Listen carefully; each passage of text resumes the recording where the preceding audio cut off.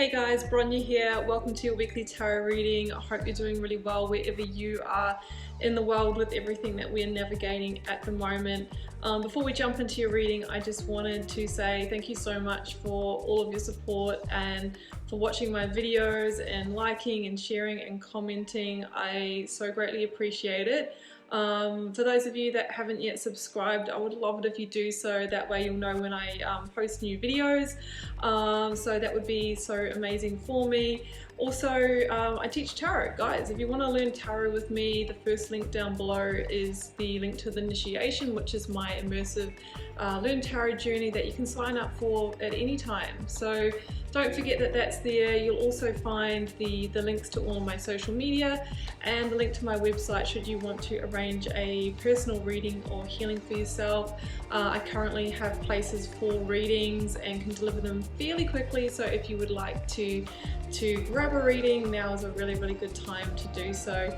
So I am wishing you so much love and magic for your week ahead. Let's get across to your reading now.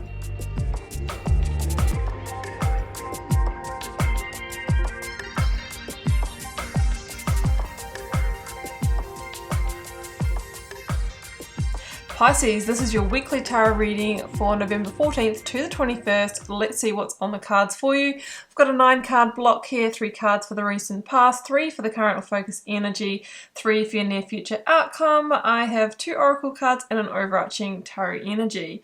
So Pisces, you've got some beautiful energies here. A lot of healing, a lot of rebalancing, a lot of receiving. So it's really nice to see. There's obviously no tower moments. I can't see anything ominous happening here. So it seems that you might be really coming into a time where things are coming together and beginning to feel more harmonious towards the end of the year. I think that some of you are going through a personal transformation in your inner landscape here. Maybe some sense of self-reflection or spiritual awakening as well. We've got Temperance, the Hermit, the Star. So that's what I'm kind of seeing here, guys. Obviously, we've got the Fool as well, which is some kind of fresh new start. So we'll see how that unfolds along the way. But let's start with the Oracle cards. The first one out was Mirror. Who or what is triggering you? So when someone triggers us, it makes us want to react, right? It can make us feel uncomfortable. It's somebody really pushing our buttons. But generally when someone triggers us and we feel that way, it's because we have that same unresolved piece within us, right? We actually have that very thing that's irritating us within ourselves as well, and it could be in the shadow side, a part of yourself that you don't want to excuse me, that you don't want to look at, you don't want to reveal. So that's something to be mindful of this week. There could be someone, and it could be that Knight of Swords, that is feeling abrasive to you in your environment that you're going to need to manage. And that is a gift, because Pisces, it's really asking you to look at that piece within yourself, right? How can you bring that out and heal it? Now, I've got transformation as well. Things are changing at a cellular level. Deep healing, and healing is definitely a theme in this reading. Transformation, excuse me, there might be a communication that you're needing to have here as well. Transformation is, in the major arcana, is associated with the Death card or the card of Scorpio. So what I'm kind of feeling here, guys, is that, you know, there could be some kind of ending or slate clearing that is coming in for you, because the Death card is all about some kind of season or cycle closing out in your life. And with the Fool in the reading, like generally when we have a fresh new start or a fresh new beginning, there is always something to be let go of. There's always a door to close when we're opening another one. For example, if we are starting a new relationship, we might be closing the door on the single life, you know, not having to be accountable or answer to anyone. If we are, you know, beginning a new job, we're probably leaving another one. If we are moving homes, we're leaving a place where we've had other memories that has been our sanctuary for a while, you know, good or bad. So this, though, you know, without closing those previous doors, we don't get to transform our life. We don't get to switch things up. So you might be going through some kind of seasonal change here, some kind of release. Something is coming to full cycle here. And yeah, I think it could be to do with that 10 of Cups, so we'll get to that. Your overarching tarot energy is the Two of Pentacles, which is known as the the juggler in the tarot, and it can mean that you are facing a decision point, that you're weighing things up here. It could be about this full energy, weighing up this fresh new beginning, or whether to start over or whether to make a move, and you're kind of thinking about what could happen in each scenario. And oftentimes when we are in that kind of limbo, that interim kind of phase of decision making or weighing up the pros and cons, we can feel unsteady or ungrounded. So it's good to not stay in that for too long. So that's what I see you this week, trying to make some kind of decision to move forward with something. And I feel that it's really difficult for you, Pisces, because what you're giving up is, it's not like, oh, I really need to move on from this terrible situation and start the new. I feel that what you are potentially giving up is something that's worked pretty well for you as well. In your recent past, I've got the Nine of Cups, Knight of Swords, and the Ten of Cups. So it's interesting because the 9 and 10 of Cups is the kind of realization of something that you had worked quite hard to achieve. Now, for some of you, this could have been that you and your family have had a chapter living in the country. Maybe you had found the perfect home to rent or buy or something like that. The Ten of Cups kind of shows this kind of best life living reality. But I'm kind of feeling like at a 10, the only 10 in the reading, this could be the completion, right? It sits above the full. There's something about that is coming to an end, and I don't feel like it's a relationship breakup or something like that, but there's a new circumstance that's going to open up for you, Pisces, that you're going to need to give this up. So for example, it could be you getting a job or a contract in a different location which offers some really great things for you, but in order to go there and pursue that, you're going to need to move out of that beautiful home that you quite loved, or you might even need to spend some time away from family, because we got the Hermit here and the Fool, which can be cards of solo journey. So that's what I'm feeling, and I feel like the Knight of Swords is that kind of feeling of the inner abrasion of, I just when I got to the 9 and 10 of Cups and I was kind of happy, now this opportunity comes in, which is a happy opportunity, but there's still that kind of like, well, now I just don't know what to do, and it's too good to pass up, but here we go again. Here's the upheaval again, right? And there could be some triggers around that is what I'm really feeling. So in your current focus energy, Pisces, you've got the 9 of Pentacles, Temperance, and the Fool. Now, you might attract this opportunity, Pisces, because you've been sitting in 9 of Pentacles energy, and this is somebody who is magnetizing success, somebody who other people perceive to have their stuff together, right? To somebody who has the skills, it's somebody who's always put together, right? Not only just in the way you've been grooming yourself, the way you look, it's the way you operate, it's the way you talk. You have this air of success around you, or this air of the fact that you are the one that if you give the job to you, you can turn it to gold. So this is an absolutely magnetic energy. It's somebody who's self-sufficient, independent, and can get the job done. And people have you have shone brightly as the star, and people have seen that, and I feel like you're going to get some kind of offer because of that, right?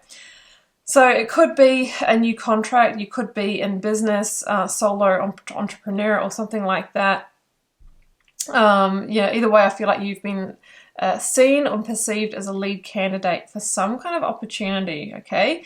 The next card we come up against is Temperance, and Temperance is the card of Sagittarius. We will be going into Sagittarian season at the end of November.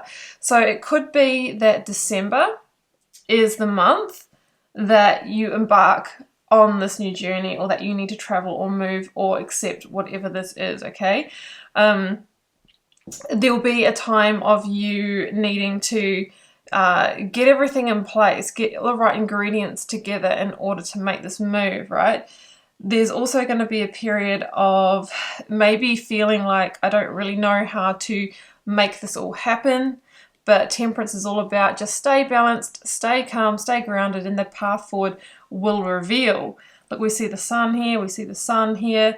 This is about guidance. You know, Temperance is also represented by the guardian angel. So I feel like this opportunity has been, you know, you're being guided towards it, and you know when you can't turn something down because it's like, oh, I just know this is my next thing. Time to make a decision. Yeah, you're going to have to give up some things, and it's almost like the timing's not perfect, but it's trying to lead you to some kind of new beginning where you will be receiving. So the Fool here is about the fresh new start, about the new beginning. You know, we see that you're taking the first step on the path and embracing that. The Fool is all about trusting what is unfolding without getting caught up in the end point or the end direction, because if you do that, that's really going to stop you from wanting to move into it. Yes, it's important to trust your instincts and your intuition, but it's all about, you know, taking that leap, taking a leap of faith on this, okay? In the near future outcome, I've got the Star, the Six of Cups, and the Hermit. So we've got Virgo energy, we've got Aquarian energy here. So it could be that in February, in Aquarius season, that's when you kind of, you know, you've made the change, you've made this transformation, you've accepted this thing, you've relocated or whatever it is that you needed to do, and you start receiving Six of Cups. Things start growing, things start blooming. The Star is also a card of, they say, divine wish fulfillment. You've got earthly wish fulfillment here as well. So you might start to see that, oh, you know what, actually that was worth the leap, because I can see where this is going now, where before I couldn't. So the Star is about the realization of that, you know, and of those dreams. You know, things are changing at a cellular level. Yeah, there's vulnerability here. I have a feeling that wherever you're going or whatever you're doing, there's a need to be, you know, exposed or go out on a limb or be very visible. It might be leadership, it might be needing to be out there on social media. You might be doing presentations, something that's kind of just that little bit of reach for you. But you are definitely showing as being somebody who has that star quality for what is involved. Yeah, Six of Cups, I see it growing and blooming, and you receiving, beginning to receive, and also, you know, feeling happy with your decision as well. The Hermit here, yeah, I mean, it shows you in a solo energy. It could be that you've had to leave your family behind in order to embrace this, and there could be times where you are feeling a little bit lonely, you know, but you are very clear that you are going through a personal transformation through this opportunity and through the kind of sacrifices that you've had to make. Sometimes you might feel a little bit lost, like, oh, I really hope this pays off and that kind of thing. But, you know, with the Hermit, sometimes the path only reveals a step at a time, but you have to trust that, you know, the pieces will fall into place. You could be doing some self-reflection, and I do see elements of spiritual awakening and healing in this reading as well. But with the Fool and the Hermit together here, Pisces, this is about the solo journey, and maybe needing to operate a little bit on your own as you move into this. There's the Nine of Pentacles again. So it says, even though you might be feeling like that, you know, you on the outside, you are shining bright. Absolutely. Let's get one clarifier for the Hermit. I got the Queen of Cups. That's Cancer here. So that's a card of, you know, nurturing energy, making sure you're nurturing yourself. You might also, you know, be watching tarot readings or connecting with somebody who is very nurturing as you guide yourself through this. I've got the Five of Pentacles here as well. Yeah, I do feel that there's going to be a sense of maybe feeling a little bit lonely or isolated at times. But the Queen of Cups says, keep your focus, keep grounded, keep your emotions in check, because what is actually happening here is that, you know, maybe that very last cup that you needed in the Nine of Cups to bring you through to the 10 is actually what you're gaining here, and you'll be recreating this, but on a grander scale. Okay, Pisces, well, I'm going to leave it there, and I hope you enjoyed this channel tarot message. Keeping in mind it's a general reading for the collective, so it may or may not be for you. Drop me a comment if you're called to share, guys. I do read them all and try and interact with you all over there as well. It helps me get to know you guys and connect with your energy. Don't forget to hit the subscribe button on your way out, like and share and all that stuff, because it really helps me keep bringing these readings to you. Pisces, keep an eye out for your 2021 end of year reading for what's going to be unfolding in November, December on a grander scale. I'm beginning to drop those this week. And I will see you back here for another weekly reading next week. Bye for now.